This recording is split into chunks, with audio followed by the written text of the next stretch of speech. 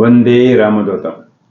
అఖిలాండ కోటి బ్రహ్మాండ నాయకుడు, సర్వదేవతా స్వరూపుడు, త్రికాలజ్ఞులు, త్రిమూర్తి స్వరూపులు, భక్తవత్సలుడు, కలియుగ ప్రత్యక్ష దేవము, ఆ పరబ్రహ్మము తానే అయిన సద్గురు భగవాన్ శ్రీ శ్రీ శ్రీ రామదూత స్వామి వారి దివ్య చరణ కమలములకు శతసహస్ర వినమ్ర నమస్కారములు సమర్పించుకుంటూ ఉన్నాము.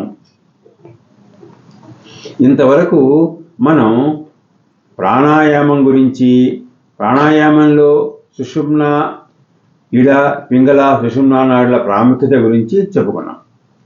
ఇలాగే మన శరీరంలో ఉన్న ముఖ్యమైన చక్రాల గురించి, కుండలిని శక్తి గురించి పరిచయం చేసుకున్నాం.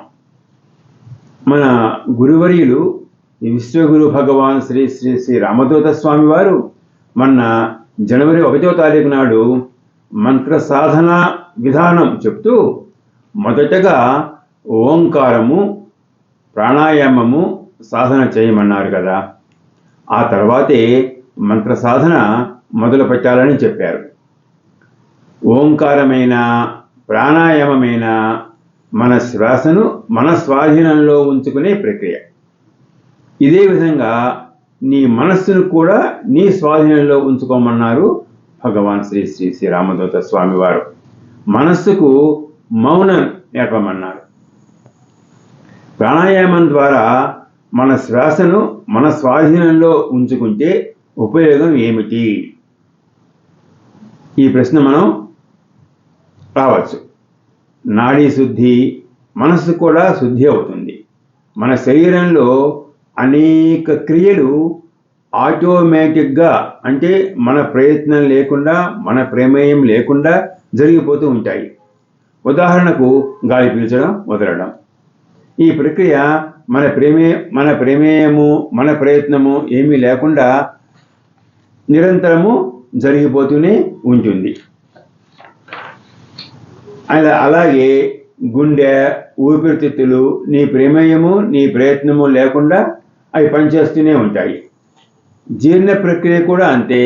మన ప్రమేయం లేకుండానే ఆహారం జీర్ణమవుతూ ఉంటుంది. వీటన్నింటిలో నీ ప్రమేయము, నీ ప్రయత్నం ఏమి ఉండదు. ఒక్క శ్వాస విషయంలోనే, అది కూడాను సహజంగా జరుగుతూ ఉన్నప్పటికీ, నీ ప్రయత్నం లేకుండా జరుగుతూ ఉన్నప్పటికీ, కావాలనుకుంటే నీ ప్రయత్నంతో ఆ ప్రక్రియను నువ్వు నియంత్రించుకోవచ్చు. అయితే ఎందుకు నియంత్రించుకోవాలి? నియంత్రించడం మూలంగా మనకి ఉపయోగం ఏమిటి?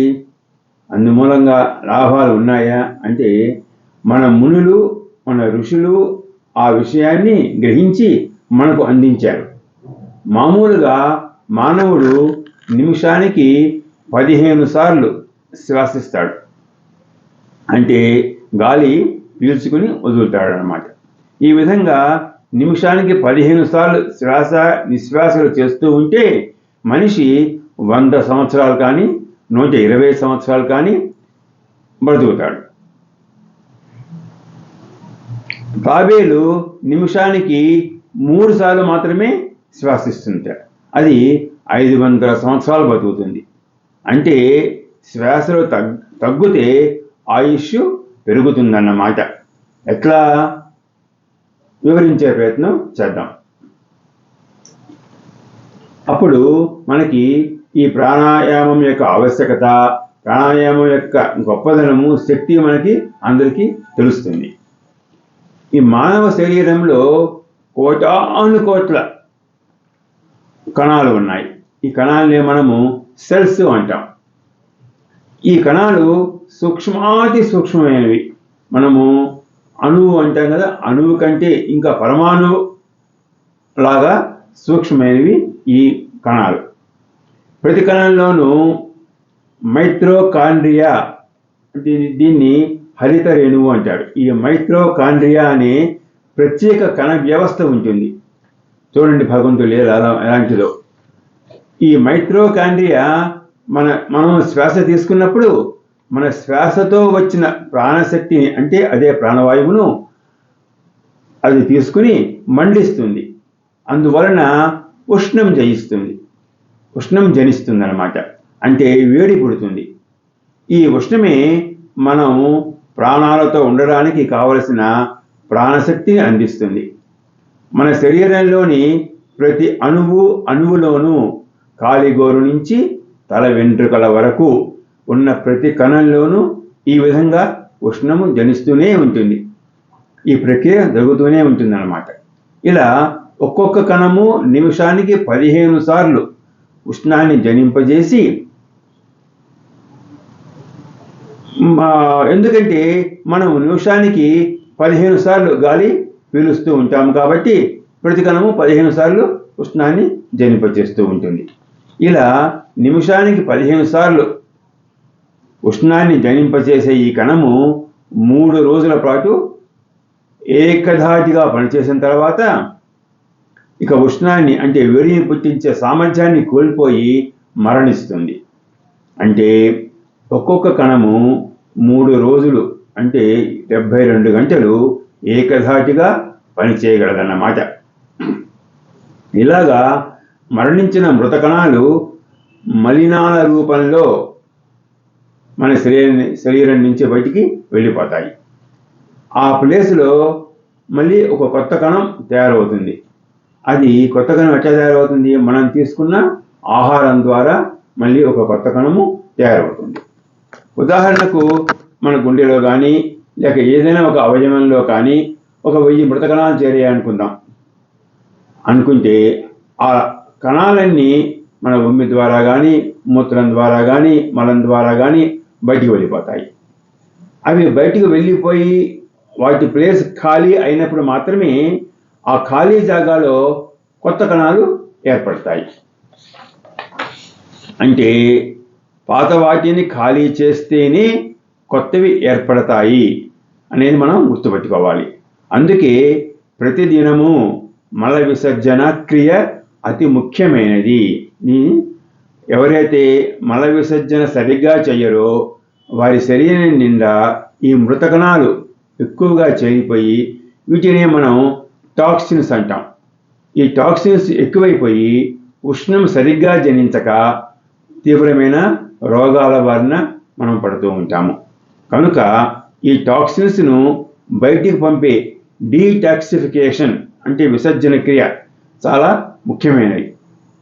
ఒక కణము నిమిషానికి 15 సార్లు ఉష్ణాన్ని ఉత్పత్తి చేస్తే 3 రోజులు లేక 72 గంటలు జీవిస్తుంది. ఒకవేళ అదే కణము నిమిషానికి 14 సార్లే ఉష్ణాన్ని ఉత్పత్తి చేస్తే 5 రోజులు అంటే 120 గంటలు జీవిస్తుంది. అదే కణము 13 సార్లే ఉష్ణాన్ని ఉత్పత్తి చేస్తే 7 రోజులు జీవిస్తుంది. ఈ విధంగా మనము శ్వాసల సంఖ్యను తగ్గించే కొద్దీ మన శరీరంలో కణాలు పనిచేసే కాలము పెరుగుతుంది.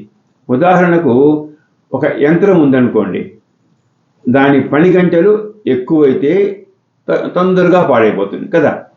అదే యంత్రము పని గంటల్ని తగ్గిస్తే ఎక్కువ కాలం పనిచేస్తుంది. ఇది మనందరికీ తెలిసిన విషయమే.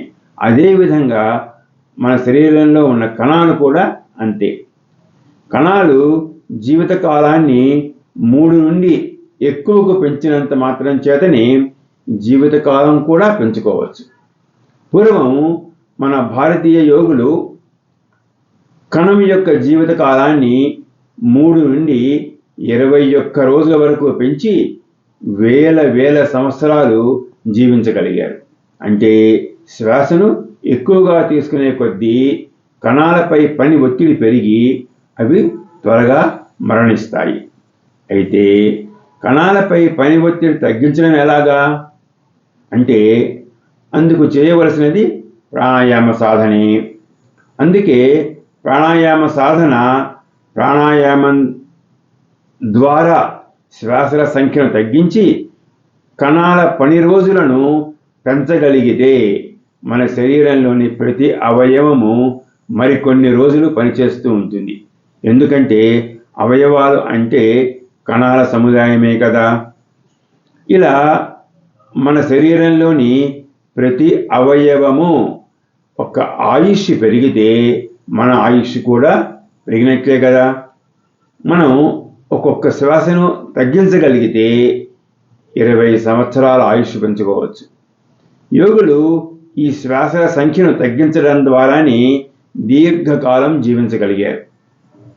భగవాన్ శ్రీ శ్రీ శ్రీ రామదూత స్వామి వారు మరొక విషయం కూడా ఆదేశించారు.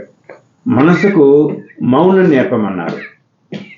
కామ, క్రోధ, మోహ, లోభ, మద, మాత్సర్యాలని ఈ షడ్వర్గాలను జయించమన్నారు. నిజానికి నీకెవరన్నా శత్రువులు ఉన్నారు అంటే వారు ఈ 6 గుణాలే.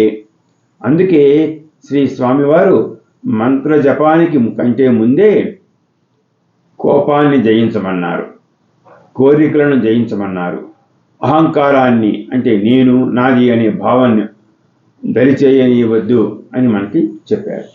అన్నింటికీ మూలం నీ మనస్సే. మనస్సును నీవు నియంత్రణ సాధించి నీ మనస్సును నీ స్వాధీనంలో ఉంచుకోగలిగితే నీ మనస్సుకు మౌనం నేర్పడం సాధ్యమే. అయితే ఇది చాలా నిరంతర సుదీర్ఘ ప్రక్రియ.